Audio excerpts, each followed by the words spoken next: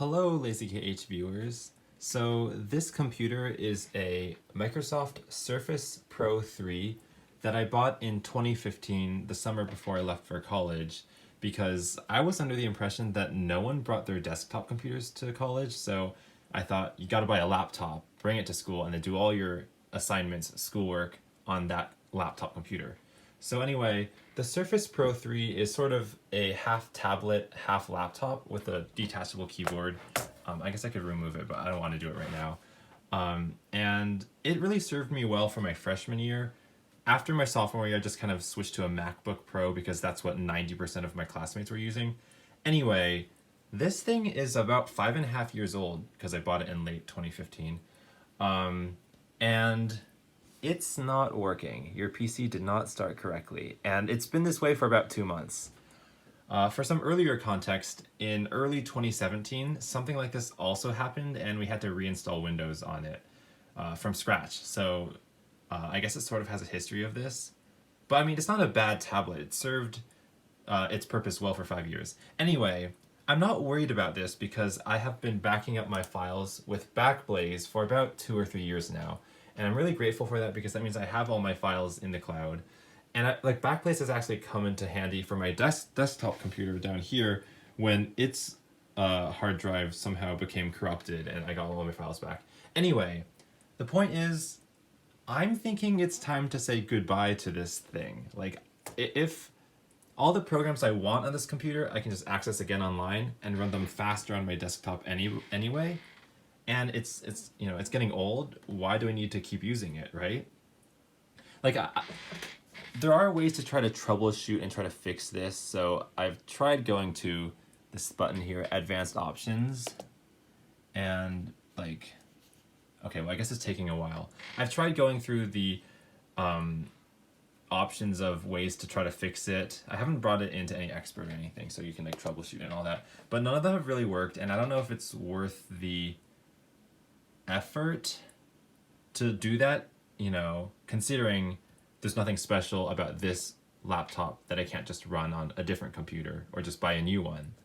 But before I finally close the door or close the coffin lid on this, what do I call it? This bad boy, sad boy, dead boy, I do want to say that, I've got a lot of memories with this thing because I used it for my freshman year of college.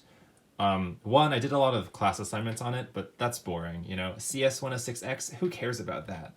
I made over half of all TWOW episodes on this laptop, and a lot of other KH videos I made with this too, and also Kuberl videos. But the one last thing I wanted to say was this video, which is a video I made 10 months ago now. How has it been 10 months? Oh my god, time's passing too fast. Anyway, the video, the gimmick is the thumbnail will update every 10 minutes or so to show the top comment at the time. And it ran for about 7 months. So you can see it was 10 months ago. It stopped updating about 2 months ago because I was running it on this computer and this computer, I guess, crashed. And we're here now. But I could just as easily download the Python script that was updating the thumbnail on my desktop and run it, and it would keep updating. So maybe that'll be the future for that.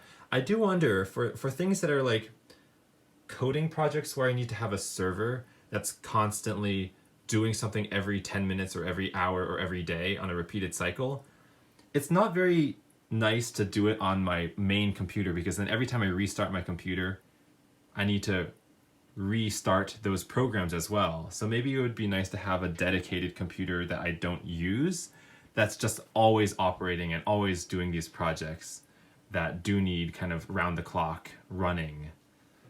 So that was the reason why I initially ran this code on my laptop, because I wasn't using this laptop for anything else. So I figured this guy could be that round the clock server, but looks like that can't happen. So yeah, goodbye laptop. You've served me well, but it's time to go to sleep now forever. Bye. Fairy says bye as well. Oh, and one last thing I wanted to say. One quick example of, let me see if I can show you this. Okay, so let me turn it away just for now. One example of some software that I wrote that I do want to be running kind of round the clock is, why is this playing? I don't want this to play. Basically, I wrote this very simple Python script that is acting as a social blade for Roblox accounts. Because you know how Social Blade tracks YouTube statistics over time historically, which has been super helpful, like if you want to know how quickly a channel is growing or how big it was in the past. So here's Jack and Jellyfy and all that, and you can see, you know, on each date how many subscribers and views we had, all these other statistics, and it goes back historically. Well, Social Blade does this for other platforms like Twitter, TikTok, Twitch, and others, I think. And then for other websites, such as Patreon, they have Graphtreon, which will graph their stats as well.